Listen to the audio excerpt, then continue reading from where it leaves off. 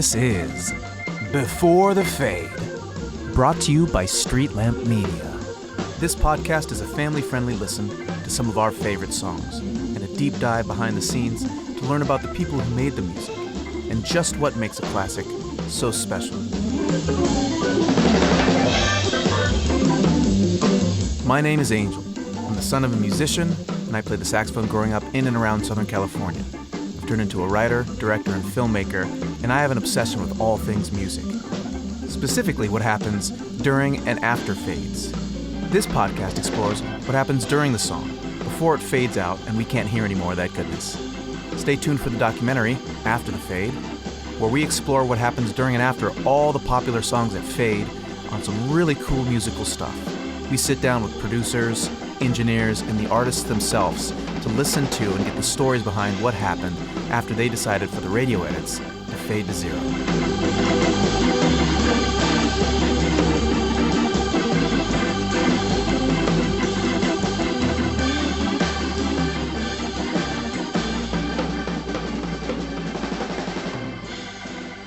For today's episode, we have traveled all the way to my home studio, so not far at all. Our guest is the incomparable bassy Bob Brockmann. Bob has been nominated for 30 Grammy Awards and 1 Academy Award. He's worked with artists ranging from Faith Hill and the Dixie Chicks to Puff Daddy, the Fugees, and Brian McKnight. On today's chat, we cover a lot of topics, specifically the future of music and how the NFT platform Nifty Tunes, which Bob is responsible for, is aiming to equalize artist pay for their creations, something that, in his opinion, and maybe in a lot of people's opinions, has been lacking in the current music model.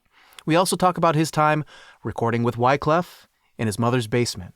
He shares some stories about Mary J. Blige and a few other artists that were really cool for me to hear. So keep listening because we've jumped right in to talk to Bob as he's just gotten home to New Orleans from New York on a business trip.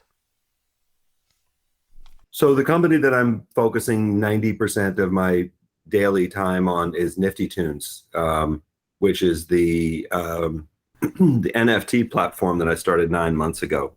Very cool. Yeah, and the essence of Nifty Tunes is that it's a company that's able to capture live audio-visual moments in a concert and allow people who are in the audience, fans of the band, to bid on those moments right as they're seeing them. Oh, that's amazing.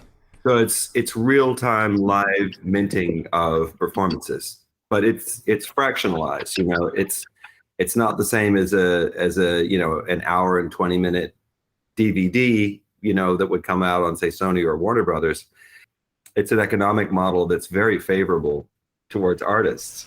Now, did you come to learn about NFTs, the Ethereum platform and blockchain, crypto in general, because of the opportunities it affords artists, or were you interested in this technology and this movement outside of how it could help artists? I came into it purely by observation. I mean, I've been a crypto investor for about 5 years, but I think that a Harry Styles concert is a very different experience than an initial coin offering. I don't think that there's anything like inherently exciting, other than money, about cryptocurrency and stable coins and all of that sort of stuff. I think that, the innovation of blockchain was that, for the first time in the history of humanity, you had the possibility of a decentralized monetary system. Well, let's we've talked a little bit about what the future of music and is going to look like and what you're doing with Nifty Tunes and the NFT platform and Ethereum, the various other like blockchains out there which facilitate this type of stuff. But let's go back before the fall. Let's go back to the 90s and just a little bit about like your background. I know you played the trumpet and the flugelhorn in a very cool New York-based band called Brooklyn Funk Essentials. Is that right? Mm-hmm. Yep. That band started in 1993. Okay. You grew up, I'm assuming, in the New York area? No, I grew up in New Orleans. Oh, that's right. New Orleans. Okay, great. What brought you up to New York then? I got a scholarship to University of Miami as a trumpet player. But prior to going to University of Miami, I was at the University of Virginia, which is where I started. And I was an engineering student, and I was also obsessed with music at the same time. And it was kind of a pivotal moment in my life that this psychedelic New York jazz group called Cosmology decided to get a farmhouse outside of Charlottesville, Virginia. And I met them at this jazz club, the only jazz club in Charlottesville, called the Mousetrap. And I ended up going up and sitting in with them. And they invited me to come out to their farmhouse and jam with them, which I did. And at that point, it was the beginning of the summer, and they had booked a couple dates with the Cool Jazz Festival. One of them was the Cool Jazz Festival in Rye, New York. And so I traveled with them up to New York, and I actually stayed in their loft, which they were subletting to other musician friends of theirs in Chelsea. And I just fell in love with New York. I mean, this is when I was 18. Yep, that makes sense. And then I also dropped out of school. Whoa, okay. Which horrified my parents. My mom and dad had a bar in the French Quarter, and my dad was piano player in the bar, and my mom was the bar manager. And so, I grew up around music from, my very, very early childhood, and I got the music bug very, very early, and I was obsessed with music. So, my mom was furious that I had dropped out of school and called my dad, and my dad drove up from New Orleans to Charlottesville for the day to meet me for lunch. And he sat me down and he said, "Son, your mom's very angry that you dropped out of school. You cannot leave college. If you want to go study something else, you can study something else, but you can't drop out of school." Okay. So I started making applications to music schools, and I applied to quite a few of them. And University of Miami gave me a full scholarship. That's amazing.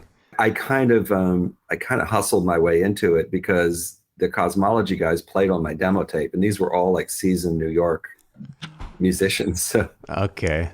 So I mean, the playing on my demo tape, not necessarily my playing, but their playing was fantastic, and I think they were impressed by the demo tape. And so, so I left Charlottesville. I left all my friends, and I moved down to Miami. And I started going back to New York on field trips to the Audio Engineering Society convention, which usually happened in New York City. Okay. And I just fell in love with New York. I mean, I'm still in love with New York, even though I've been in New Orleans for 3 years. I had my whole career there for 40 years. Yeah. And, and I had a lot of different kinds of experiences in New York. I mean, most of it involved, recording and producing records, but I was also a studio owner for 10 years. And, towards the end of my time in New York, before I moved up here, I had started a venue in Brooklyn, which was a very successful venue in Crown Heights. Unfortunately, the venue went under during the pandemic. And by that time, I was no longer, part of the venue. But, I've always sort of been on the entrepreneurial side of things. I mean, mostly because, depending on royalties as a record producer, doing recordings for major labels is a dubious enterprise. It sounds like a lot of dealings with record labels. I mean, just generally speaking, typically if you mix or produce a record for, a recording company, you're probably spending between $5,000 and $10,000 to negotiate a contract for 1 or 2 points on like post recoupment of those records. And, my experience, of working on projects where, I made almost nothing to mix them, like the Fugees, the score. Wyclef had a very small budget from Joe the Butcher, and he actually spent most of that money buying recording gear so that he could record the record by himself. Okay. And because of that reason, he didn't have a lot of money to spend on his mixers that worked on the record. But there was a deal. There was a royalty deal with Sony. And I mean, the score was huge. I can tell you there was never a dime. And the Fugees sold 27 million units in like the first year and a half. So, I mean, multiply that times $16 per CD. You're talking about $1 billion. I mean, Wyclef got a $10,000 advance on that record. Wow. Those are insane numbers. Did you mix the entire record? You did the whole score? No, I mixed 4 songs on that record. Okay, which 4 songs on the score did you mix? I did Ready or Not. I did the Bob Marley cover. I did Killing Me Softly. I did The Mask. So you did like the 4 best ones. The four best ones are yours. It's a great record. It's an amazing record. Those are my 4 favorite from that record though, like hands down. Yeah, I mean it was a trip, like I said, I lived in the East Village. I had a studio at a 3-room facility on Broadway, and either Lauren or Proswell would come and pick me up at my apartment, and we would drive to Newark, New Jersey, and go to Wyclef's mother's house, which is where he had built the studio in the basement, the Book of Basement. Okay. And the studio was filled with MCI gear that Wyclef had purchased from WGBH up in Boston. They had a fire sale that they were replacing all of their MCI equipment. And, MCI is just well known as a company that produced a lot of consoles and tape machines down in Florida, and it was very popular in the Caribbean area. So you see, like, historically, a lot of studios in Jamaica and Haiti had MCI equipment. Okay. I can't confirm that, like, Wyclef bought all that MCI equipment because, like, so many great reggae records were made with MCI consoles and tape machines, but that is what he happened to buy. Okay, fair enough. He bought a pair of Uri 813 speakers, which Jerry just basically took a jigsaw and cut holes into the paneling and just kind of slid them into the paneling with like 2x4s under them. And it was a very precarious situation, particularly given like how loud we were monitoring in the room, that I'm lucky that I didn't walk under the speakers and die from the speakers falling on top of me. In his mother's basement, right? Yeah, in his mother's basement. Yeah. Okay. I mean, that was like, that in itself was an entrepreneurial story. George Lucas and Steven Spielberg and Francis Ford Coppola all went and bought film recording equipment because they didn't want to be under the thumb of the studios. They wanted to be able to make the movies that they wanted to make, and they wanted to make them in their own way. So I mean, there has always been the move towards artists maintaining more artistic control over what they wanted to do. And that's why I would imagine that Wyclef, spent the majority of the very small stipend that he got to make that record to buy gear. Because then he was no longer, for one thing, he didn't go and have to pay, $2,000 or $2,500 a day to work in a studio in Manhattan. Yeah. He could spend as much time as he wanted to spend to get the record the way he wanted to get it. And there was definitely a movement towards like independent recording studios already happening in the early 90s. I mean, artists had kind of like figured out that if they own the gear, but at that time the gear was really expensive. And now the gear is not expensive at all. I mean, independent artists can put a studio together for less than $1,000 and make huge records like Billie Eilish. They made that entire record, on Logic Audio, which cost $200 and a microphone. Think about it. It's, the only limit that you have is your creativity. I'm going to go back to some of your engineering stories. And my main question for you is, other than how have you been nominated for so many Grammys? How have you been involved in so many giant projects? My main question is, when you're mixing something, when you're in the studio, when you're even producing something, at what point do you know or have the feeling that this is going to be a hit, this is going to be big, or this is special about a song? Like, is there a moment where where you recognize, or you look over at Wyclef, or you look over at Christina, or whoever you're working with, and you're like, I think this is going to go. This is going to be big. I think I think it has to do with emotion and goosebumps. Yeah. I remember many years when I was working with Puffy, you know, like I would have these moments in the studio where I just got lit up by a performance. And I think the thing is that it's this kind of way in which music sort of like touches the nervous system, you know, at the emotional level, I think is a I don't think it's I mean it is a personal thing, and I think that certainly like some people are like more sensitive to like having their spider sense tingling, you know, when they hear like something that's going on with the song. But I also think it's universal because my experience in most of the songs that I worked in the studio where, you know, suddenly like after the singer comes in and they start singing, or the rapper comes in and he like delivers his bars over it and everybody starts screaming in the room, and you just get that moment, you know, you can feel that everybody in the room is feeling the same thing. Yeah. And that's because really I think that music is an energetic transformation of emotion.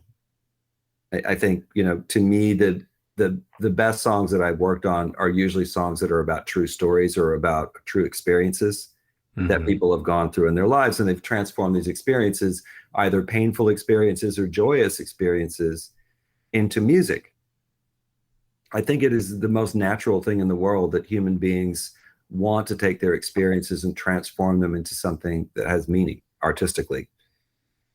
And so it's almost kind of a virtuous circle, you know. An artist has an emotional experience, they write a song about it, you know, you do your best to actually like, you know, capture that lightning in a bottle in the studio in a sense, and you know, make the best record, the most compelling record that you possibly can, you know, with all of your love and all of your work.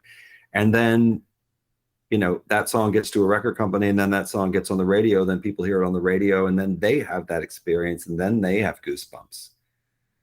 And so it's exactly the same thing that happens in a live situation.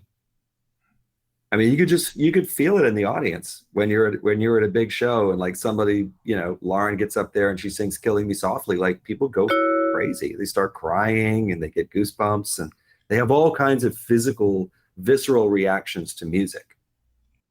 And I think that that's why music is so important in people's lives. I mean, it occupies every aspect of your life from birth to death. You know, Stevie had a baby and he wrote "Isn't She Lovely?" Yeah, one of the most beautiful songs. One of the greatest songs ever, you know. Yeah. So, you know, I don't think that was something that like I personally experienced in the room when something great was happening. I think it was something that was in the room and everybody felt it. It was a universal feeling. I'm not saying that like everybody got goosebumps or everybody reacted viscerally the way I reacted, but I mean, I learned probably in the first 10 years of, you know, just working with really, really great producers and working with great artists that it's music is not an intellectual process. It's a visual and it's a spiritual process. You really can't predict what's going to happen when you have four people like the Beatles in a room, you know, all of whom are very different people with their own, you know, personal problems, with their own like weird kind of personal affects and personalities that don't always even get along with each other, can get in a room and start jamming and make magic. It's alchemical in a sense. So other than some of your work with the Fugees, who are some other artists who you've had that experience with? You talked about Puff Daddy, being in the room with Puff Daddy, working on some of his songs. What are some of the songs or artists you've worked with where you felt that alchemical, mystical experience when you're working? I mean, all of them. Definitely. That's amazing. Definitely Mary J. Blige's record, My Life, which I worked on with Chucky Thompson. You know, that was a record that I worked on almost daily for a year. Okay.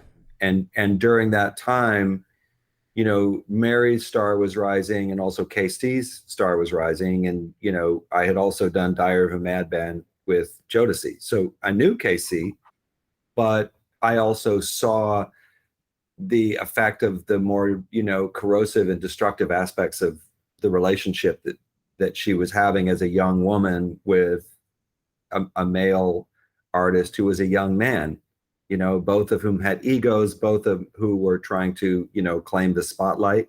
And, you know, there were definitely circumstances where, you know, she was not being treated fairly in that relationship. And in many circumstances, she was being kind of like, you know, shouted down on TV when they were doing interviews. And she was just struggling a lot. She was, you know, she was suffering a lot. She was crying a lot. She was drinking a lot to kind of just deal with what was going on emotionally. I mean, like the first thing when Mary got to the studio was her sister would bring in a 6-pack of Heineken, you know.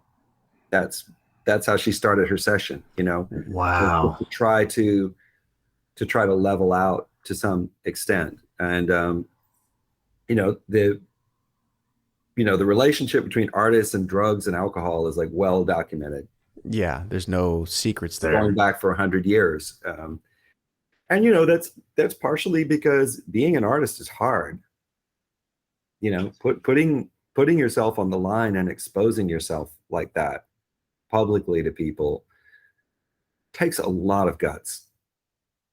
It takes a lot of guts to do that. It takes a lot of guts to, you know, to really do anything artistically and suffer the slings and arrows of, you know, people's cruelty that they can manifest towards you. And it's a double-edged sword. You know, you can have adoration from your fans, and then you can come out with another record and then everybody's attacking you. Yeah. And social media has really, you know, has multiplied that by a million factor. Yeah. I mean, now you have just like flash mobs, like attacking artists for no particular reason other than maybe there's just some innuendo or rumor that got, you know, circulated. Or they allow themselves to be attacked because the publicist or the person who's marketing the record thinks that that's a good move to have a lot of drama around the record. But the fact of the matter is that the person who's taking that on the nose is the artist. Yeah, and that artist is a human being with feelings and thoughts and desires and sensitivities. And yeah, and social media really makes it easy for, you know, for people to be really, really shitty with almost no accountability. I mean, these are all like, you know, broader questions about like, you know, who you actually are, what your identity is, and, you know, should people be able to just anonymously be able to come on to a site and just attack people? Probably not. I mean, probably not really healthy for society in general, but yeah, it's where we're at, but it's not great. There's this song that Mary did called Every Day It Rains. And, you know, I remember when she, you know, she basically wrote that record in the studio.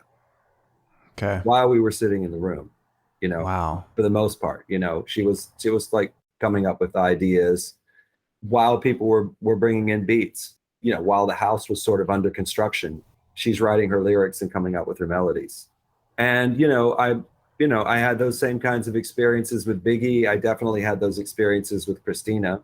I've had those experiences with a lot of people.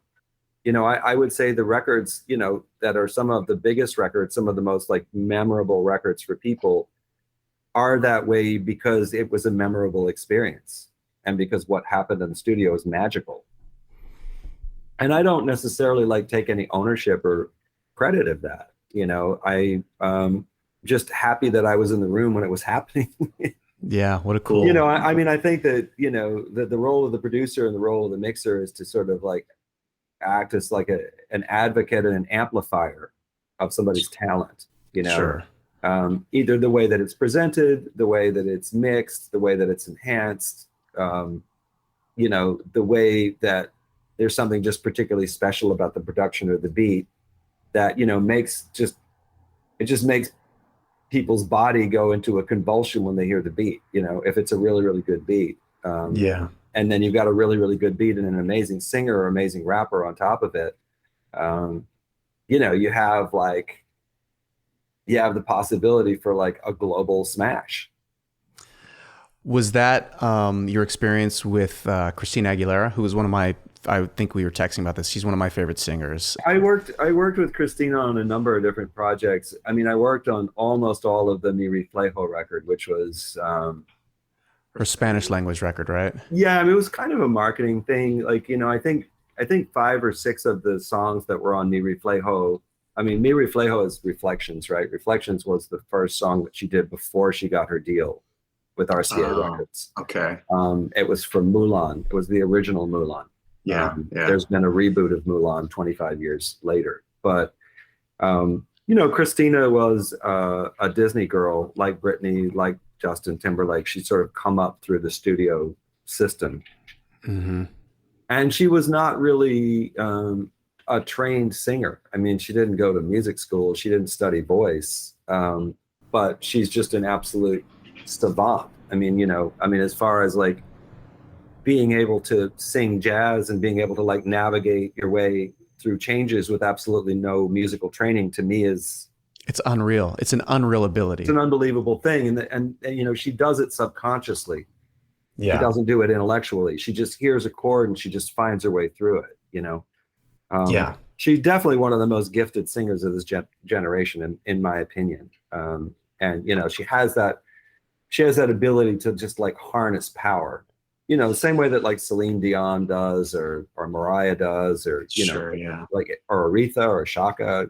I worked with both Aretha and Shaka in the studio, and that's an amazing thing to witness. I mean, talk about goosebumps, like just seeing Shaka like step to the microphone and whisper something, and then just kind of take a drag off her cigarette and like careen back 3 feet and just like unload, a lick is an amazing thing. I mean, it just peels the hair off the back of your head, Can you share what you worked on with Shaka?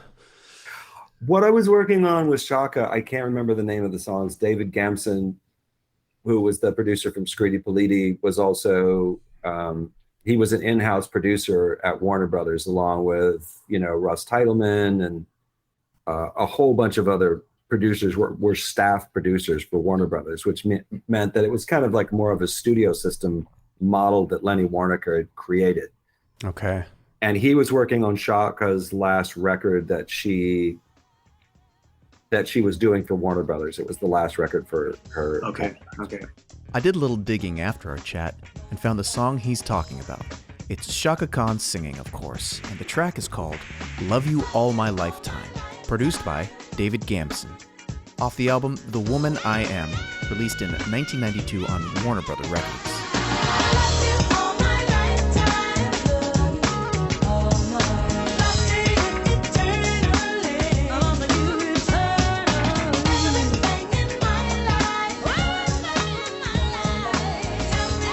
Louis Cato, who was the guitar player for Michelle Endigeo cello, like he was prominently on that record. He was David's favorite guitar player at that time, and I believe Louis Cato just took over for Colbert because John Batiste just left. Oh, okay. He just left the show, and Abe Laboriel Jr. was on there playing drums. Michelle Endigeo cello was playing bass on some of those songs, because David had already done a record with Michelle. Yeah. So so I was mostly recording vocals for that record. I didn't mix any of those songs. I only recorded with David on that. I guess it was the third Scritti Politti record that they did after like a 10-year hiatus. I think it was called Anime and Bonamy. I did mix that record. Okay. Very cool. That record had all kinds of guest artists. Mos Def, I think it was the first like guest spot that Mos Def had done that wasn't one of his own records. Nice. It was a life-changing experience to be able to sit behind the desk and hear Shaka sing, I mean, I'm just, I just always leave these sessions filled with such sort of surprise and gratitude, that like, how did I end up in this place? Just to be a witness. As I've been producing records for 40 years, as I get further and further along in my career, I do a lot less and say a lot less than I used to. When I first started out, I always felt like, oh, just couldn't you try it this way, and I just don't.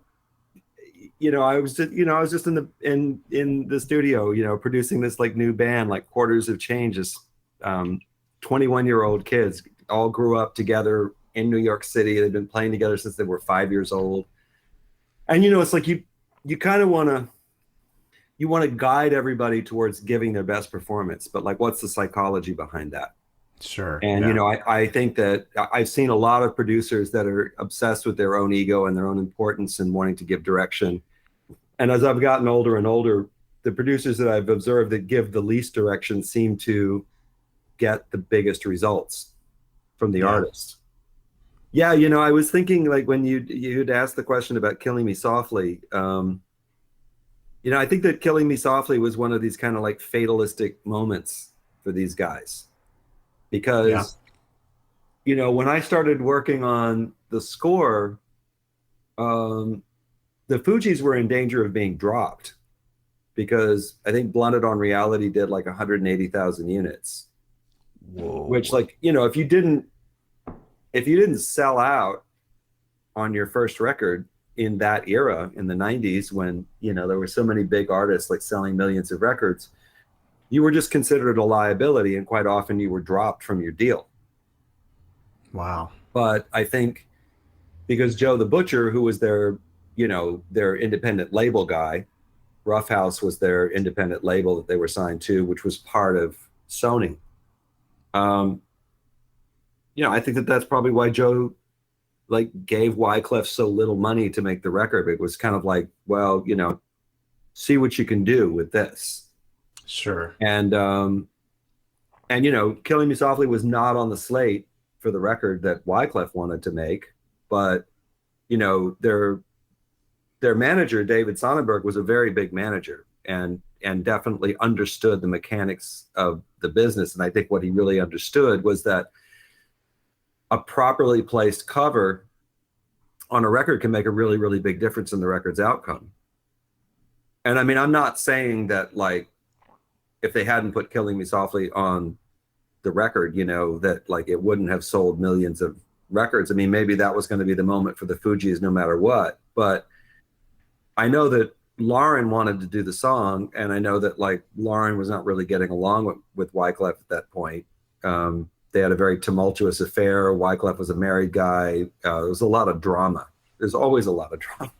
Yeah. When you're in the studio making records, but there was a particular amount of drama between Lauren and Wyclef, and the band broke up for a reason, and it took a long, long time for them to even get back on stage. I believe it was this year.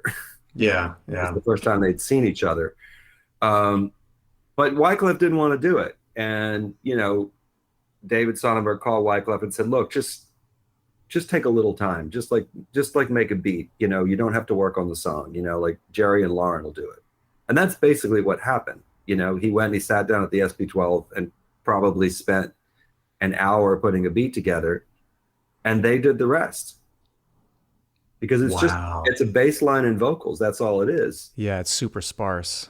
But I mean, there's no question that, like, Killing Me Softly, was already an incredible song with Roberta Flack. It's a massive hit. Yeah. And that cover and the way that they flipped it, but they brought this like classic from the 70s that like everybody's mom and dad loved into the hip hop world. It was just a moment. And it's like I experienced like 3 records in 1 year. One was Killing Me Softly, the other was Juicy with Biggie, and then the other one was Flavor in Your Ear with Craig Mack. Unreal. I mean, at one point, Juicy and Flavor in Your Ear were competing for the #1 and #2 slot on the pop charts for like 6 months. I mean, it was like an incredible amount of time that those songs just persisted on the radio, and also persisted in people's cars all around Brooklyn. I mean, it was just crazy. Yeah, what was that like, walking around knowing you were intimately involved in... It still happens, like I heard Killing Me Softly in the car in an Uber in London like 2.5 weeks ago when I was there. And it was just crazy because I had been talking to somebody, this guy Benjamin, who had actually brought me to the UK to meet with the UK government to talk about the deplorable situation with artists and like what can the government do to support. And he was talking about Killing Me Softly. like while I was at his house with his kids, and I left his house and I got in an Uber to go back to downtown London, and Killing Me Softly came on the radio. Yo.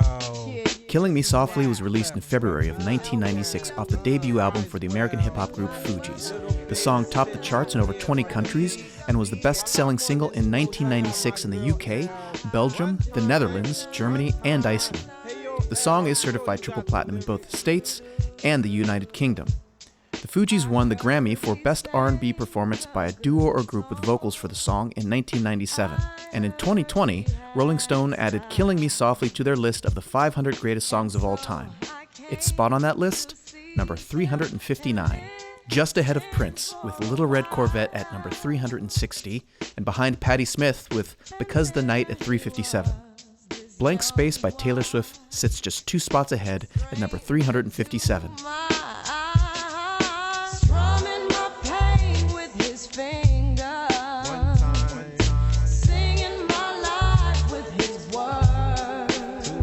I have a story about that song in London too. So as a 17-year-old kid, my senior trip from high school, I went with my girlfriend's art history class to Europe. First stop was London. All the chaperones were like, well, some of you are 18. Parents ask that you don't go out and drink. You're legal, you're old enough to drink here, but they've asked us not to let you do that. First night we land in London, they go, we're gonna let you go out anyway. Just don't go to a pub, don't go drinking. The first place we go is to a karaoke bar and everyone's getting drunk. And that song is playing, and there is like a Malaysian businessman who is like rocking the Wyclef 1 time, 2 time, and all the kids from Long Beach are like up there singing with them. We go outside to get some air, and the chaperones walk around the corner and they bust us because we're not supposed to be drinking. We're outside of a pub. But that song in that pub in London as a 17-year-old, my first like bar I've ever been in, like breaking the rules with my girlfriend and all our friends, like was the time of our life. The Malaysian businessman singing the Wyclef part. It's like, it's etched into like the fabric of my like adolescence. Yeah, I mean, I think that's the other thing about music is that I believe that music is the only thing that that triggers every part of the brain.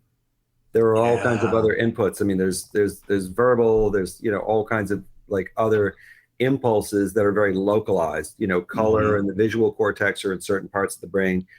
Music, when you put an fMRI machine on a brain, the entire brain lights up. Wow.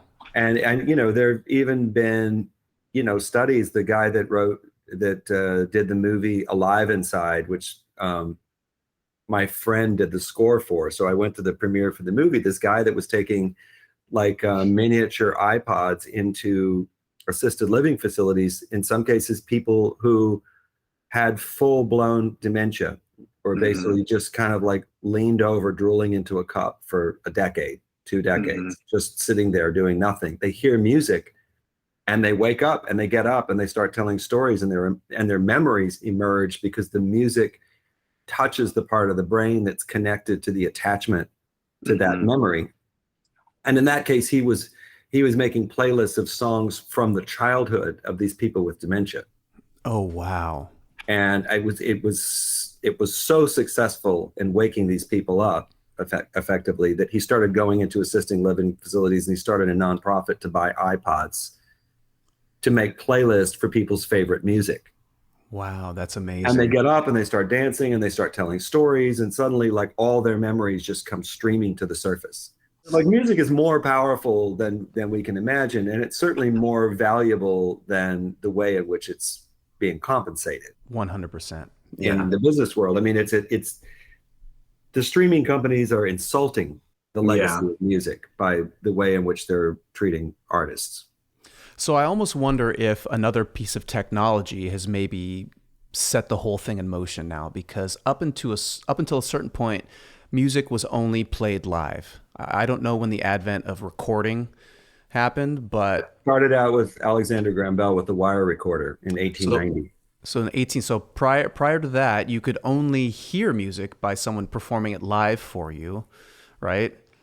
So the artist would be compensated, I'd imagine, by virtue of like, well, you can't take this thing I performed once, recreate it, and play it infinitely.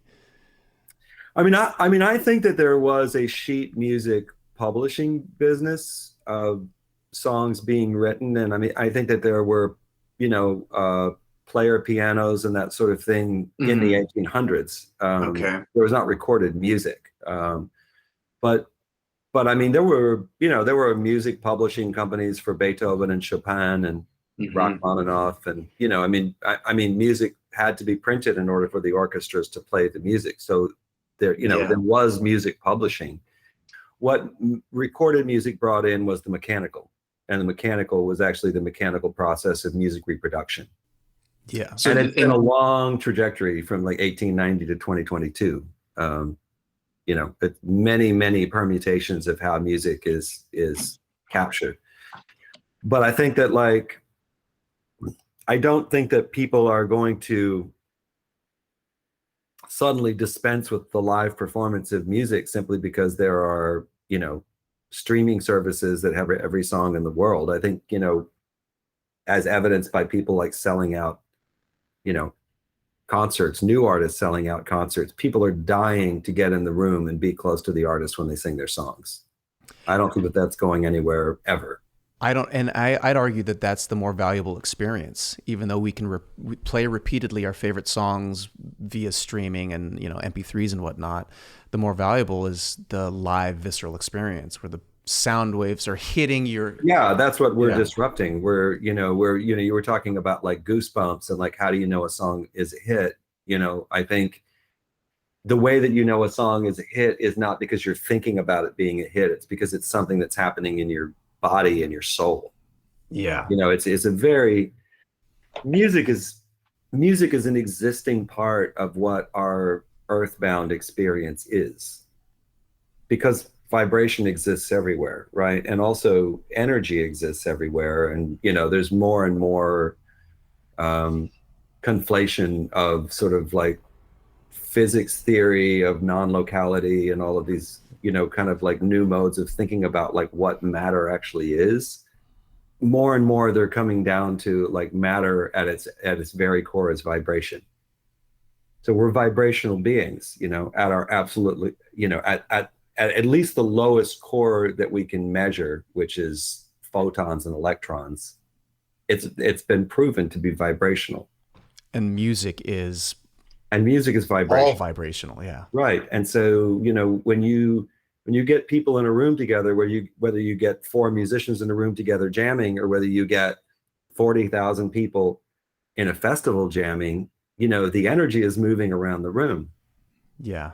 And it's an incredible thing to see. And I was fortunate enough, I kind of, I gave up my high paying job with Puff Daddy, mixing records to go and play trumpet with a funk band and make $40 a night playing the Montreux Jazz Festival, because I just wanted to be on stage. I wanted to have that experience. And,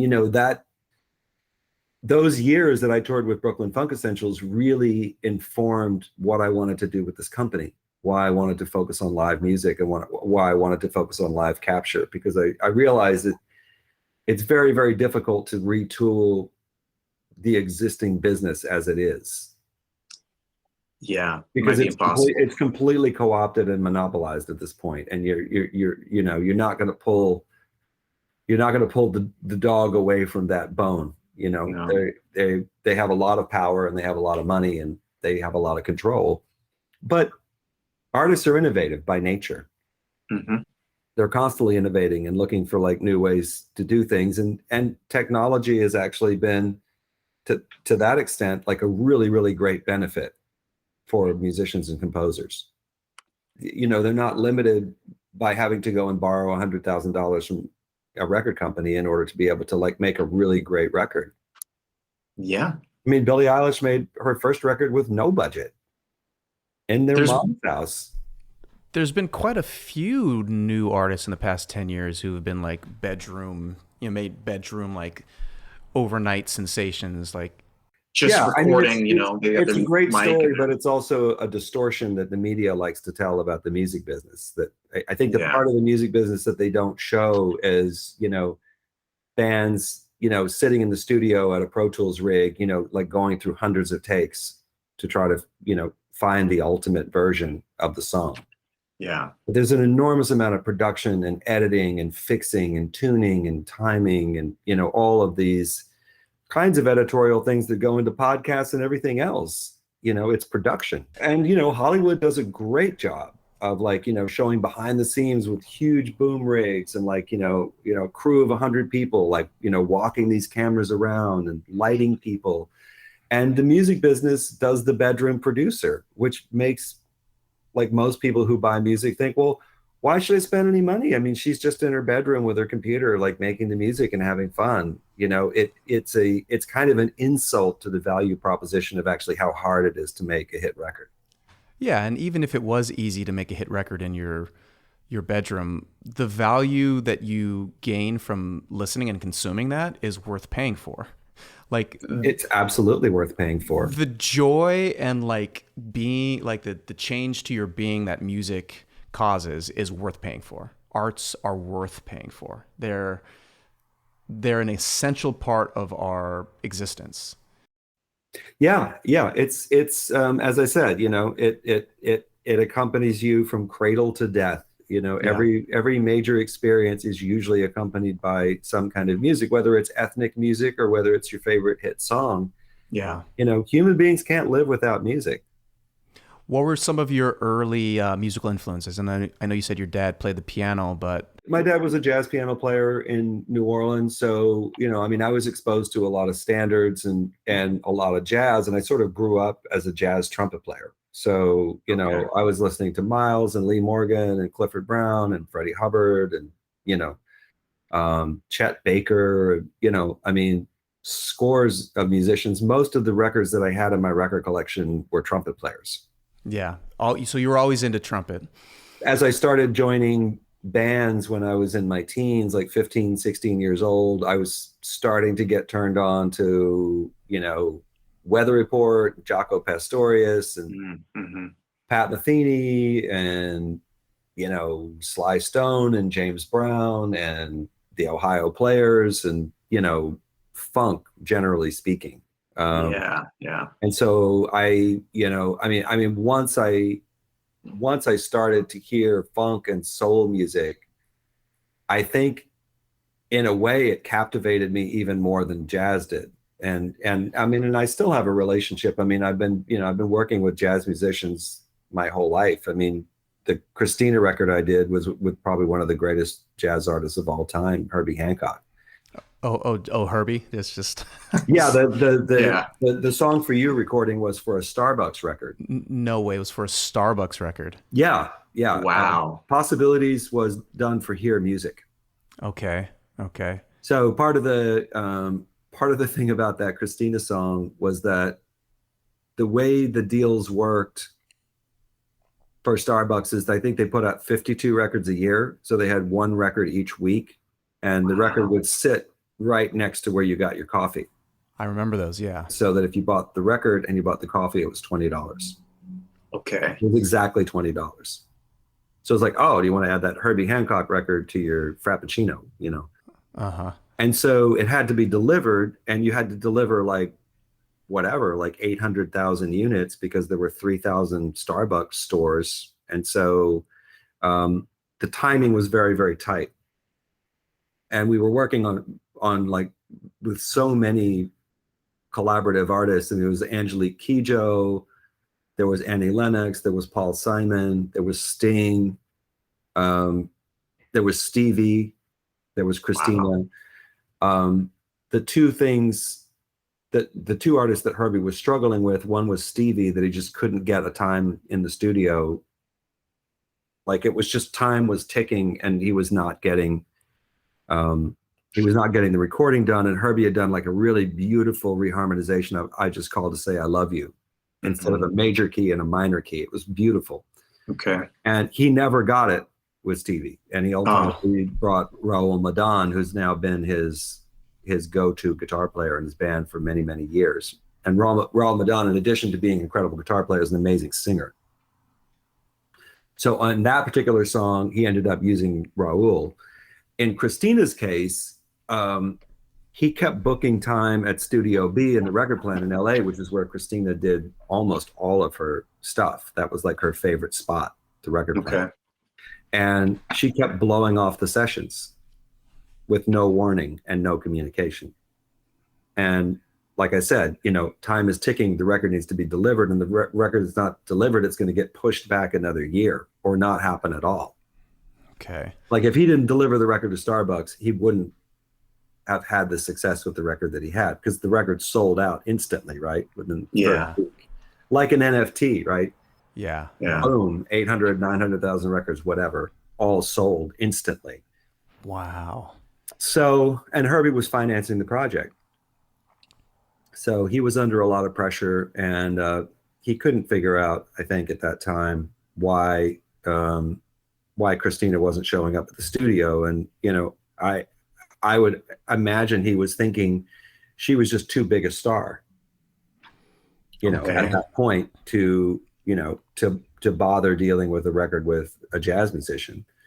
But, you know, Herbie has defied those kinds of constraints many times. And so many times, later on with the Joni record, which was the first jazz record to win Record of the Year since Get Scoberto in 1961.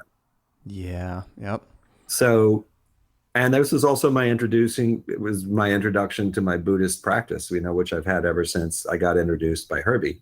While I was making that record, I got introduced to Nichiren Buddhism, and he was explaining to me his process of, you know, chanting for a favorable outcome in a situation. And in this case, he was chanting a lot. That's what happened with Christina. And as it turned out, you know, he was able to get to her people, and he invited her over to his house on Doheny Drive, which is not too far from the Tower Records in LA. No, it's right down the street. Yeah. And they got to sit down and hang out and talk to each other. And she just sort of basically opened up to him that, like, this song was the favorite song of hers that she's listened to her entire life, and that she was completely freaked out, and she just didn't think that she was up to it, that she could sing it. Wow. That was the true story. Wow. And so he said, well, why don't, you know, after they had sat down and after they had communicated and dialogued with each other, he sat down at the piano and she started singing, and it came out. She let go. What an honest thing to share. Like ego is a weird thing, you know, like ego can delude you into believing that, you know, you're the greatest of all time. You're the greatest political leader of all time, you know, because you have an out of control ego. And in artist cases, ego can be self-destructive. I'm not up to it. I'll never be able to sing this song like Donny Hathaway. You know, I'll never be able to actually do justice to this song that's so important to me. Yeah. And part of what being an artist is to be fearless, is to leap into the void. And I think that that's what Herbie was offering Christina, was an opportunity to give her a safe environment where she could leap into the void, which in this case was his living room, you know, where he had his Fagioli piano and also microphones going down to the studio in the basement. He had a basement studio too, where he was working on his records. That he didn't like trick her into recording it though, right? He didn't have you in the basement pressing record. And no, it was a very conscious thing. But I think, and, you know, and I wasn't privy to that conversation. I mean, he was in Los Angeles and I was in New York. And it was the actual song was recorded at a later session. Yeah, I think the song was actually recorded at the record plant. Okay. And then you mixed that, right? And then I mixed it. Yeah. Okay. There's this like break thing that happens at like 3:30 or 4 minutes in the song where she just like hits this note, and it was like, is another one of those like Shaka Khan moments, you know, or like a Whitney moment when she goes like, and I, you know, and like the Diane Warren song, you know, that like, I mean, these are the moments that like change people's fucking lives, you know? As a reminder, the song we're talking about is entitled A Song for You, originally written by Donny Hathaway. This arrangement was done by the incomparable Herbie Hancock as a single on his 45th album entitled Possibilities, released in 2005. The singer, of course, is Christina Aguilera, and the moment Bob just spoke of, is coming right up.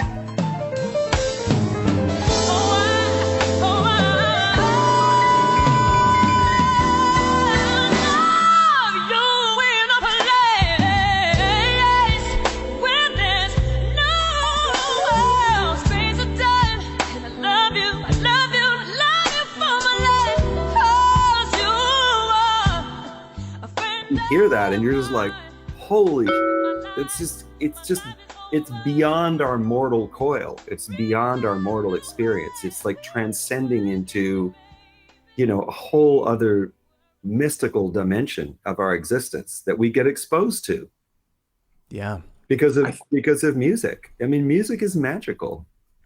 I think Christina, for me, has more moments than any other modern singer because of the sheer quality, timbre, and tenor of her voice. There's something about certain notes she Something hits. about her vocal cords. Yeah. It's like she's like physiologically like perfect in certain ways, that just the resonance of her voice when it comes out, you're like, that is an undeniable experience right there. Across all cultures, genre, like religions, that is a gift from somewhere else that's not explainable. Yeah, so. And I mean, she's got other songs like "I'm Beautiful," which I mean, it's like is kind of like it goes beyond just being a successful song. It goes into the realm of like how women perceive their own image of like who they are, as a being. And I think that's what's wonderful about musicians, is that they're storytellers, and they can change the trajectory of a whole generation of people through their songs. And it's happened a couple of times. It's happening again. Bob Marley was as important to the rise of the countercultural movement as Martin Luther King, I would say, in his own way. Bob Marley was a truth teller, and he was speaking about an entire group of people who have been marginalized their entire lives in abject poverty, and he does it in such a beautiful way, in such a joyous way, really, yeah, like a celebratory way. Songs are about poverty. A lot of his songs are just about love and about the beauty of a woman, and the joy of life's experience. I think for me, reflecting on what music has given me in this life and what it means to me, is it's a shortcut to gratitude and presence. There's religious practices, there's meditation, there's yoga, there's all these things that we do, and we try to be mindful, right? And it's just, you listen to your favorite song, you listen to a great song, and it immediately, for me, brings me present and makes me experience gratitude in a way that is sometimes hard to access in other ways. And it's been such a gift for me. So I grew up, playing music. My father was a musician.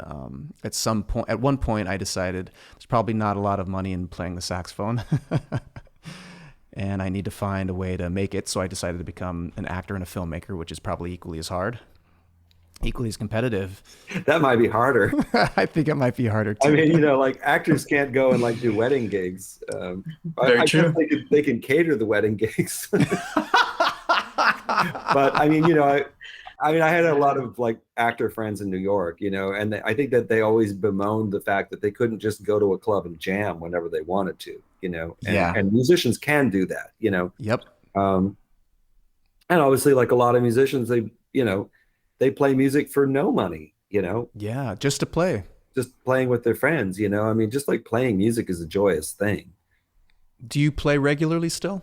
I mean, I'm always around music in some capacity. I would say that like, as far as like working as a mixer and producer, which was pretty much my full-time job until about 9 months ago, I am still doing it, but I'm kind of fitting it into the cracks now. I really, I feel a very, very strong personal and moral mandate in what I'm doing with this company. Yeah, that's coming across definitely. Which is kind of, like trying to solve a problem that government intervention is not going to address. It's just obvious. If the legislation to have more fair pay for musicians or any other worker for that matter were to come, it would have come. The time's passed. I guess I just turned 60 this year, just a couple months ago, and I feel like I'm just moving into a different phase of my life where, it's not just about my own personal career or my own personal success. I mean, you were talking at the beginning about, all these Grammy awards and multi-platinum records and stuff. And I mean, it is definitely something to celebrate, and I'm not in any way like eschewing it or downplaying it. But I mean, it's very much a product of like this sort of like union of kind of like, creativity and innovation on the production side, and then just commerce on the label side. Sure. Yeah. I mean, records do not become successful in a vacuum, obviously, because you could look on Spotify, the people who don't have marketing and don't have a big company behind them, they're not selling millions of streams. People are not even seeing their music, unless the game is fixed to some extent, Yeah. Clive Davis, I mean, famously used to just like, he used to send people out to basically like buy all the product the first week, which is the same thing that Brian Epstein did with the Beatles. He sent like schoolgirls with like 20 pounds to the record stores to buy out all the Beatles records. No way. So it would go to the top of the charts. Wait, so Clive Davis did this as well? Yeah. Oh, he did amazing. It for he did it for a long time because, amazing. A lot of the Billboard chart positions had to do with the SoundScan numbers, right?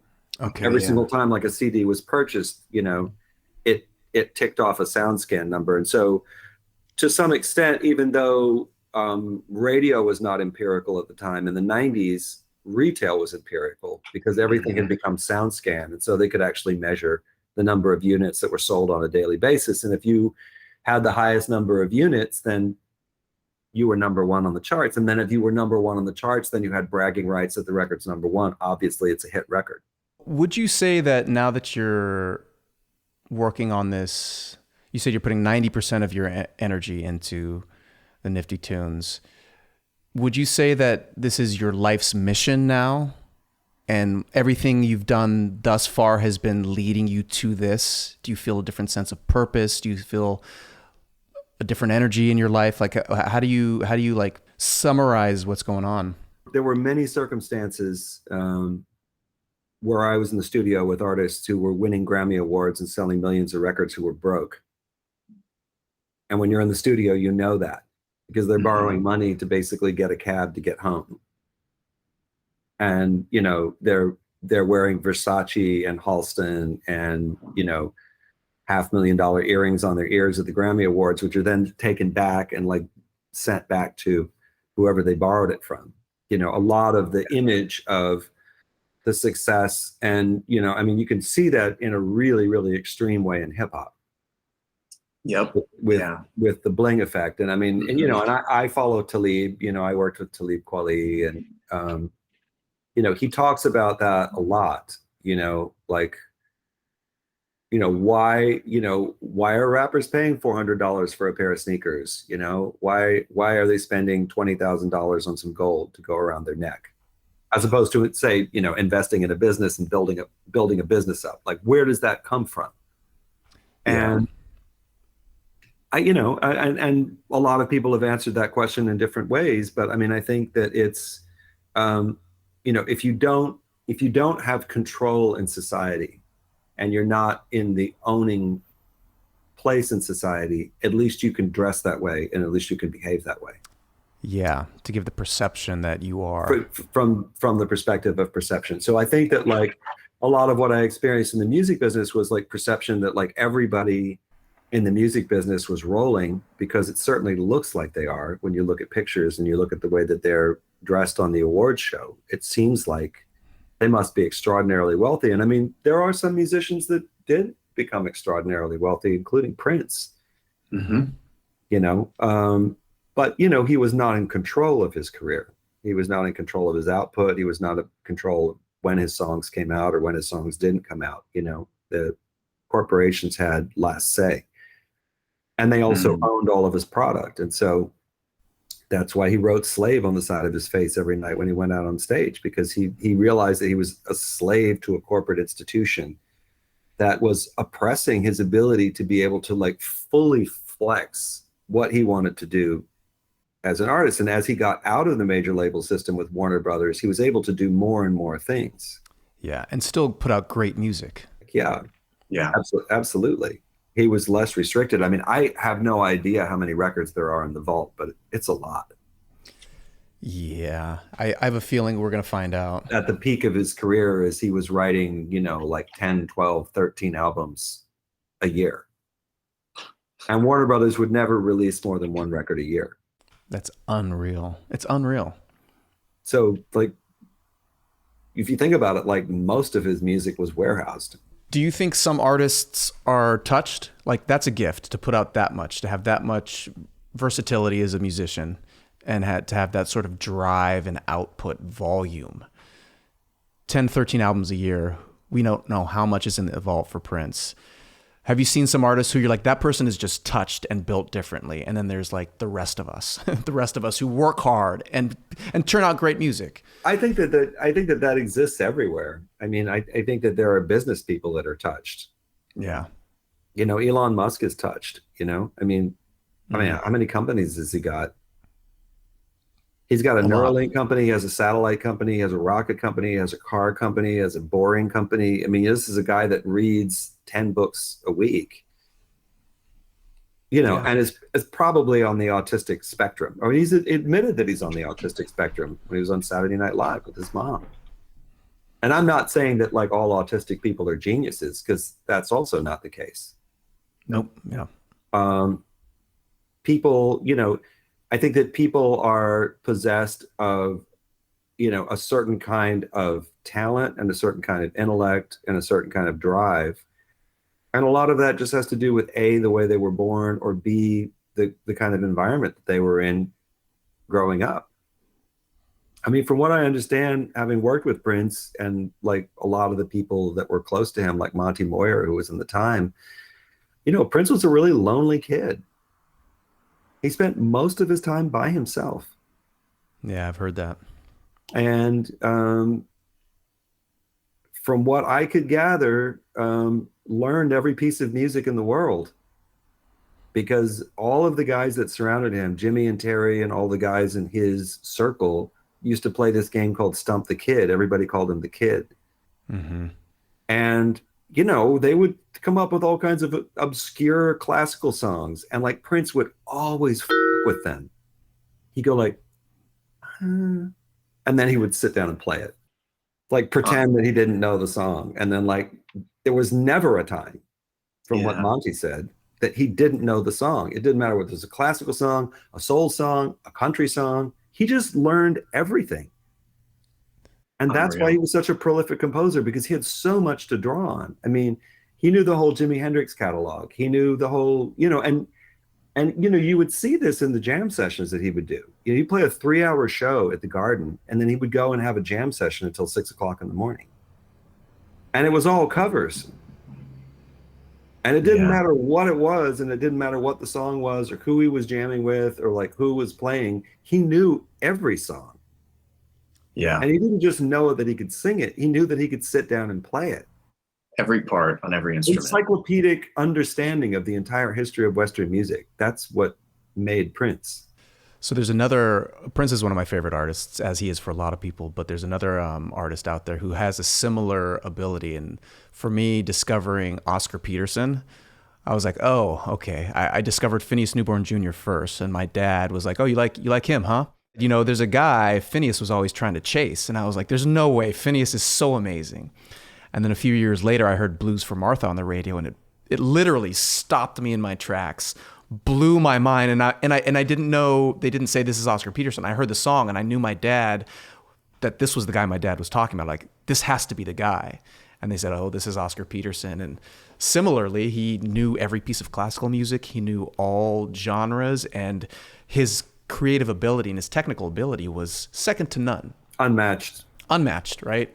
No question. Oscar was like one of my dad's favorite piano players. He also loved Bill Evans, but Oh yeah, Bill Evans, yeah. One of my favorite songs I've been listening to a lot lately, and I've shared with my producer, is Waltz for Debbie, Bill Evans and Cannonball Adderley. That's a song that in the 90s, I heard on the radio, and like I pressed, record on my tape deck and would play over and over again because it's just so good and rich. And Bill Evans' solo on that is amazing. Cannonball Adderley is amazing on that. Yeah, Bill Evans is another one. While the premise of this podcast is me and another person basically geeking out over some of our favorite songs, I'm going to spare you just how far down the rabbit hole Bob and I go here at the end of our chat, as we're getting a little long. But I'll leave you with this instead. Waltz for Debbie, composed by the person you hear playing the piano, Bill Evans.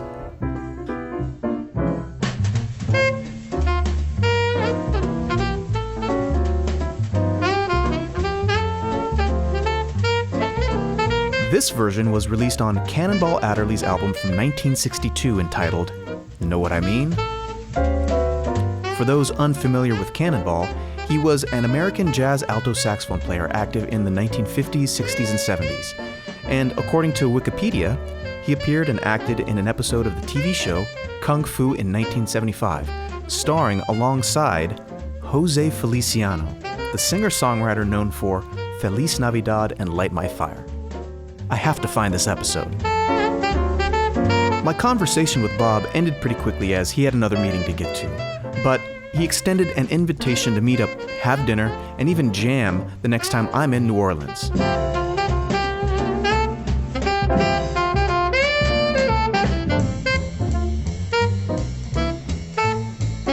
With that invitation pending and listening to Cannonball play here, I suddenly realize I need to practice.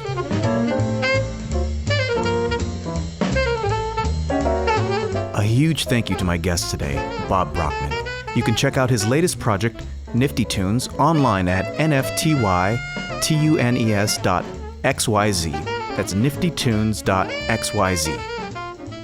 I'm Angel, and this is Before the Fade. Thanks for listening. Catch you on the next one.